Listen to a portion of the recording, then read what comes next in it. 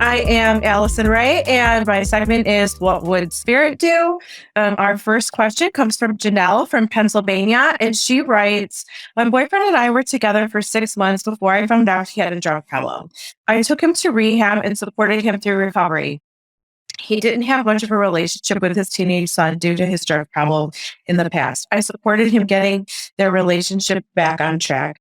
I had him over for dinner several times a week, allowed it overnight a couple times a month, included him in every holiday and vacation we went on. I have my own children as well. He wasn't even allowed to have him unless I was there. It eventually got to the point where he wanted to have him all weekend, every weekend, and for him to stay on an air mattress in the dining room, as that was the only room big enough for a spare mattress. I had to draw a line in that. I fully supported him getting the relationship back, but I can't give up my dining room all weekend, every weekend. I also said that it's not fair to the rest of my household. The room is small itself, and our house is small itself. I don't mind rearranging my dining room, just to make that clear, occasionally. But you have to walk through the dining room to get to the kitchen, and it is disruptive to the household. He said I was not welcoming or accommodating to his son. I feel like I bent over backwards for them. And the one time I set a boundary, all of a sudden, I'm not supportive. What would Spirit advise here? I feel like she is making the right choice because she's done so much and she can't, it's coming down to, I feel like Spirit wants her to show that she's strong enough to make the right decision for herself. It's not going to serve anybody to continue to keep giving and doing, bending over backwards, especially since she has her own children that she has to watch the welfare of. And the home, the home is the place you want to feel comfortable, you want to feel supported. So I understand having an air mattress in all of that, it just doesn't feel like it's the right thing. I feel like Spirit wants her to stand her ground here because I feel she's also going to help empower her boyfriend to do something more, something else, another option for himself and his son that will be better for both of them and probably help the relationship as it progresses, and he can hopefully see that side of it. One of the things that I was feeling when I was even just reading this message was that there's just something about resources. I feel like the boyfriend, this could have been their dynamic, but he's getting used to giving her resources away as his own. And when he doesn't get his way, then he, kind of manipulates her and makes her feel bad by saying, you're not doing enough. You're not doing enough. Well, actually, you're his father. And if you think that you need to see your child every weekend and that we need a bigger accommodations for that, then what are you doing to make that happen? But he's been giving away her resources as his own. And once she probably always says yes. So once she actually says no, then there's a little bit of manipulation there. And I do feel that what you said about the kids and the house and the disruption, anything that she is doing willingly to help build a relationship is very positive. But once a person starts to feel put out, how does that child feel? It's not about quantity, it's about quality. So if he's only there once a month and it's a great experience and nobody's feeling put out, that's fantastic. But if he's there every weekend and the people are feeling put out and he's feeling like I'm in an air mattress in the dining room and I'm in the way, that's really not, conducive to a positive relationship. So I think, she needs to just draw the boundary and not allow him to make her feel bad. Well, I think it's also about her taking her power back to some degree, because people will disrespect you if you let them. When they get used to disrespecting you, they will continue to do so. And I feel like a lot of times Spirit tells us in more ways than one, by discomfort or even by possibly blatant signs and such, that you are being disrespected and you are allowing it. What I get from this type of scenario when I tap into my spirit guides and whatnot is that it is about drawing a line in the sand, and you have to really stand by it. And the whole time Allison was reading this question, the visualization that I got was line, line, line. So I think that it's going to be a struggle to kind of maintain this balance, especially when there are children and everyone else's feelings involved. But she needs to stand her ground and make sure that she is being respected and that her boundaries are also being respected. To play devil's advocate and to be fair to the boyfriend, if this is the first time that she had ever said no, then we can't necessarily just assume that, he's like a dog or he's a crap and he's just totally taking advantage of her. If you always say yes, you can't be surprised when a person is disappointed when you say no. But just because someone's disappointed doesn't mean that it's the wrong answer. What would Spirit advise here? I think Spirit would really take into consideration every person's feelings, sit down, write it out, figure out what it is like on a calendar, what is a fair schedule, present him with that option, and just tell him what it is. And this is why. So if you can give him a little more, give him a little more, but it's about compromise. You don't want to feel put out because that just leads to animosity, and it's uncomfortable for the person too, which in this case is a child. So if the child is being invited over and then the adults, there's animosity and they're feeling like they're not wanted, the child, there's nothing here that's even saying that the child is asking for that.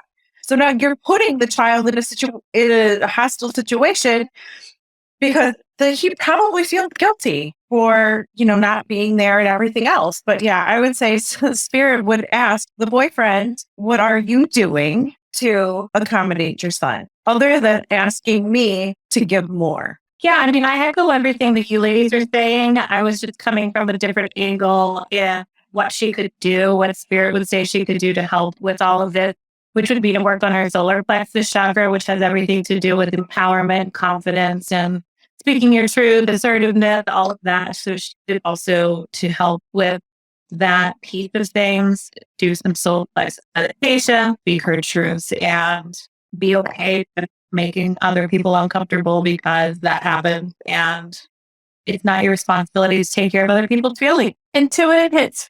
This is something really simple. And I feel like this is something that can help everybody. So one thing that I've done my whole life as a working intuitive is use oracle cards, right? So sometimes people feel like if they're not sure, am I getting the right answer? Do I know what I'm thinking? Am I right? Oracle cards are your best bet for kind of checking yourself. And you know what else they're great for is starting off your day. When I first started using oracle cards, 20 years ago, what I would do is I'd pick a card in the morning and say, first I'd say to Spirit, what do I need to know today? Then I'd pick one card and I would get a message for the day. And it was usually very accurate about what I wanted to know or what I needed to know for that day. Like this one right here says Pillar of Light. It's about raising your vibration, which this is the whole point of why we are here in this podcast, is to raise the vibration of our clients, to help all of you see a different way to live. So I think this is very accurate for this right now. And then I have a major question to answer for myself. I'm talking about you getting a deck, going to a metaphysical store. You can even go to Barnes and Noble and you can find oracle decks, angel decks, or purchase right off of Amazon. So it's just a way, if you have a question and you're like, am I making the right choice? Is this what I should do? Get yourself the trusty deck, shuffle them up, put them near your heart while you're thinking of the answer, because I believe these are like energetic extensions of us, so our energy goes into the cards. Some people will say, oh, you're going to use a deck of cards to get an answer. But yes, I've been astounded over many years at how accurate the cards can be. All of you ladies use cards as well. So to start off for you, our listeners, just get yourself a deck, start to enjoy and see what kind of intuitive hits you get for working with them. You get one that you really like, you can be drawn to a certain one, and you'll see that you'll start to get your own answers just from using the cards as well. I'm so glad that you did this. I'm so glad you did this segment. Because I feel like as readers, I don't know if you ladies have ever had this happen. I can't tell you how many clients have said to me, do not use oracle decks. I want tarot or I want Lenormand. I don't want oracle decks. Oracle decks have this reputation of being BS, and I do not know why, because what Joanne said is exactly what I use oracle decks for. In fact, I prefer them to tarot for a lot of emotional readings. And I've never thought about doing what Joanne suggested, pulling one in the morning and looking at your different energies. I actually have one oracle deck that is specifically for dark energies, your shadow energies that you don't want to think about.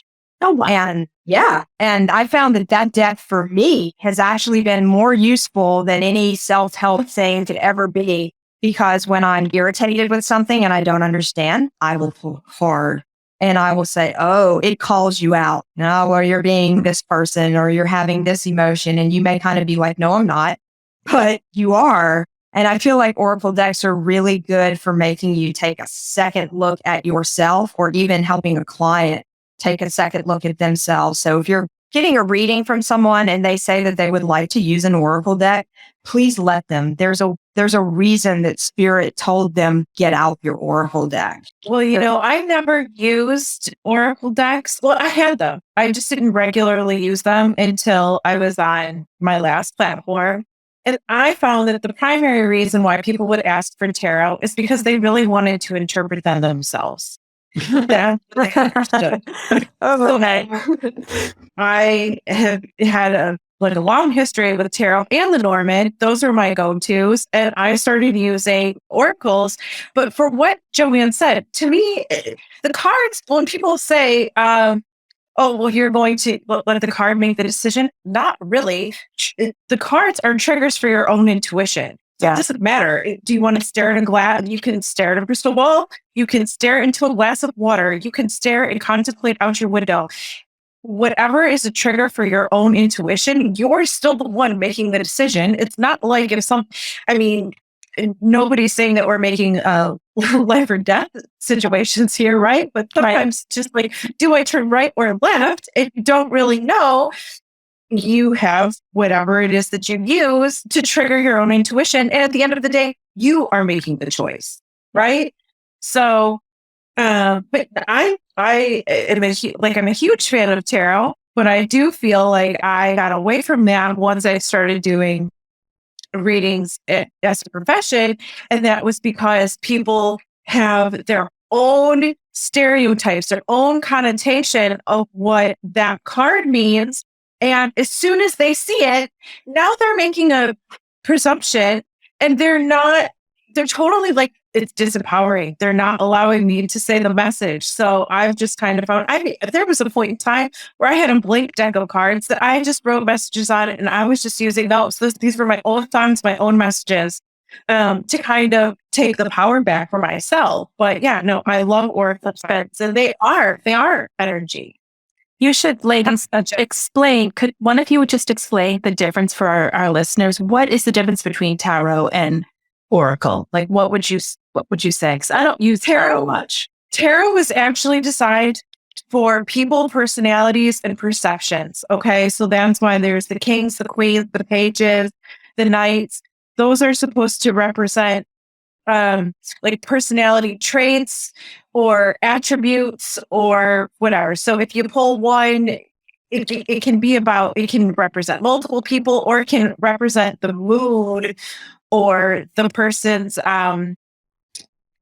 intentions in a situation. Like, this person is ambivalent. It's going to show me like that they're ambivalent, or it's going to show me, no, they actually want to take action here. They feel remorse. They don't feel remorse. Lenormand is designed to predict situations. That's why there's places. Now there's expanded decks. But when it started, there was one man, one woman, and everything was supposed to, you read it more like a sentence, and it was designed to predict events. And then oracle cards, it depends on the deck. It usually will say what it is, but that is to pick up energy. So there's relationship oracle decks, angel oracle decks, all these different things, but they are their energies, their thoughts, and our feelings. For readings on various platforms or private clients, I use tarot to answer their questions and or my intuition. And then at the end, I will turn to the oracle deck for the message from spirit. Depending on the oracle deck, I feel like there's so many now. There's one for everything. But typically, that's how I utilize them, is like, this is your message from spirit, and pull 1 to 3 oracle cards. And it's pretty powerful typically. I feel like they always get something out of it. Even when I'm like, I want this could be not like, oh my gosh, you just hit the nail on the head. Yeah. It just happened. So I just feeling they're very powerful. Me too. I started with Oracle. I learned tarot after I used Oracle.